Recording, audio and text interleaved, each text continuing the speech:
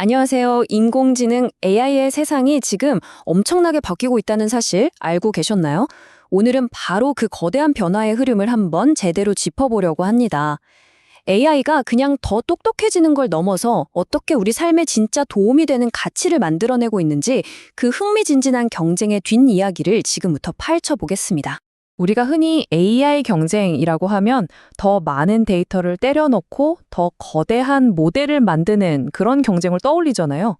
그런데 정말 그게 다일까요? 어쩌면 크기에 대한 초반의 열광 때문에 우리가 지금 벌어지고 있는 진짜 중요한 이야기를 놓치고 있는 건 아닐까요? 네, 바로 이겁니다. AI 산업의 경쟁 판도가 완전히 뒤집히고 있어요. 예전에는 누가 더 높은 기술 점수를 받나? 누가 파라미터가 더 많나? 이런 힘자랑의 싸움이었다면 이제는 누가 진짜 비즈니스 가치를 만들어내나의 싸움으로 바뀌고 있는 거죠. 단순한 성능 과시가 아니라 정말로 돈이 되고 사용자를 행복하게 만드는 AI를 향한 새로운 경쟁이 시작된 겁니다. 자, 그럼 첫 번째 이야기부터 시작해 볼까요? 기업들이 AI에 대한 생각을 어떻게 바꾸고 있는지, 그리고 어떻게 하면 AI를 서비스 안에서 진짜 쓸모있게 만들 수 있는지 그 방법을 한번 살펴보겠습니다. 여기서 진짜 중요한 개념이 하나 나옵니다. 바로 소버린 AI, 우리말로 하면 AI 주권이라고 할 수 있겠네요.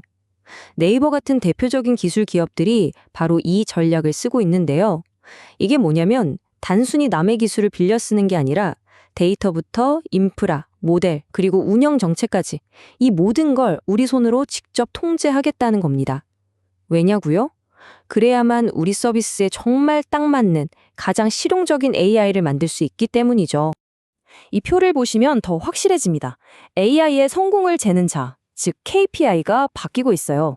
예전에는 벤치마크 점수 몇 점, 파라미터 몇 개 같은 사실 좀 추상적인 숫자로 성능을 자랑했다면요. 이제는 전환율, 사용자 만족도처럼 실제 비즈니스 결과로 그 가치를 증명해야 합니다. AI가 드디어 연구실을 나와서 현장으로 들어왔다는 가장 확실한 증거 아닐까요? 예를 들어 우리가 온라인 쇼핑을 한다고 한번 생각해 보죠. 이 새로운 AI는 마치 정말 똑똑한 개인 비서처럼 움직입니다. 제가 원하는 걸 검색하면 제 속마음을 딱 알아채서 맞춤 상품을 추천해주고요. 여러 제품의 장단점이랑 후기까지 싹 요약해서 비교해줍니다. 심지어 결제 과정까지 도와주죠. 이렇게 여러 단계를 쭉 이어서 처리해주는 에이전트 역할이야말로 사용자 경험을 완전히 바꿔놓을 열쇠입니다. 좋습니다. 이제 목표가 뭔지는 확실해졌네요. 바로 실용적인 AI. 그렇다면 기술적으로는 이걸 어떻게 가능하게 만들고 있을까요? 이 실용적인 AI 혁명을 이끌고 있는 두 가지 핵심 기술 변화, 지금부터 살펴보겠습니다. 그 첫 번째 해답은 AI를 더 작게, 그리고 우리와 더 가까운 곳에 두는 겁니다. 바로 온디바이스 AI라는 건데요. 거대한 클라우드 서버에 접속해서 쓰는 게 아니라 우리가 매일 쓰는 스마트폰이나 노트북 안에서 직접 돌아가는 작고 효율적인 AI를 말하는 거죠. 이렇게 작아진 AI가 가져오는 장점은 정말 엄청납니다. 일단 내 개인정보가 스마트폰 밖으로 나가지 않으니까 훨씬 안전하죠.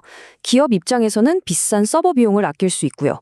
인터넷 연결이 느려도 반응 속도가 빠르고 심지어 비행기 안처럼 오프라인 상태에서도 중요한 기능들을 쓸 수 있게 됩니다. 사용자 경험이 좋아질 수밖에 없겠죠? 자, AI를 작고 빠르게 만드는 데 성공했어요. 하지만 이게 싸움의 절반일 뿐입니다. 어쩌면 더 중요한 문제가 남아있거든요. 바로 AI가 제멋대로 지어내는 거짓말을 어떻게 막을 것인가 하는 문제입니다. 업계에서는 이 문제를 환각 또는 할루시네이션이라고 부릅니다. AI가 사실과 다른 말도 안 되는 정보를 너무나도 그럴듯하게 진짜인 것처럼 꾸며내는 현상이죠. 이 환각 문제야말로 우리가 AI를 믿고 실생활에 적용하는데 가장 큰 걸림돌이라고 할 수 있습니다. 다행히 이걸 해결하기 위한 아주 강력한 기술들이 개발되고 있습니다. RAG라는 기술은 AI가 정답을 모를 때 마치 우리가 책을 찾아보듯이 신뢰할 수 있는 데이터베이스를 검색해서 답을 찾게 만들고요. 가드레일은 AI가 넘지 말아야 할 선을 딱 정해주는 안전장치 역할을 합니다. 또 모든 걸 다 아는 척하는 만능 AI 대신에 특정 분야에만 특화된 소형 모델, 즉 SLM을 써서 거짓말할 수 있는 범위를 아예 줄여버리기도 하죠. 자, 이제 시야를 좀 더 넓혀볼까요? 이런 변화는 단순히 개별 기업 안에서만 일어나는 게 아닙니다. 이제는 국가적인 차원의 아주 중요한 전략이 되고 있습니다. 와, 이 숫자 좀 보세요. 1조 6,300억 원. 이게 뭐냐면요. 우리나라 정부가 새로 만들기로 한 벤처 투자 펀드의 규모입니다. 어마어마하죠.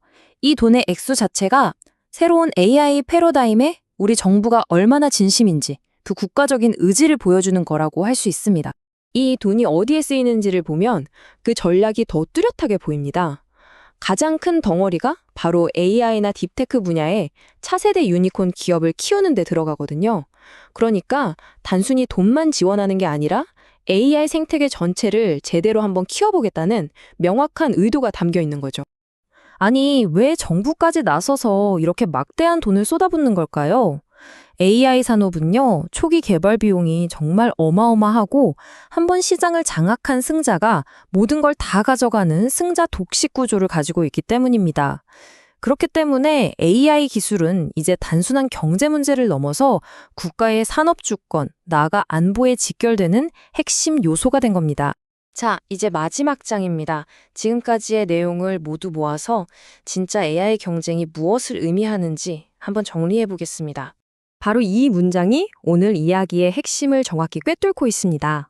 업계의 관심이 모델 성능에서 배포와 운영이라는 실질적인 과제로 빠르게 옮겨가고 있다는 거죠. 이제 AI는 연구실에만 갇혀 있는 기술이 아닙니다. 실험실에서의 성능 경쟁 시대는 끝나고 현실 세계에서 이걸 어떻게 안정적으로 서비스하고 효과적으로 운영해서 진짜 가치를 만들어내느냐, 바로 그 시대가 시작된 것입니다.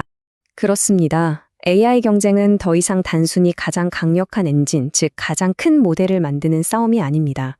그 강력한 엔진을 가지고 과연 누가 가장 능숙하게, 가장 안전하게, 그리고 우리가 원하는 목적지까지 가장 잘 데려다주는 최고의 드라이버가 될 것인가?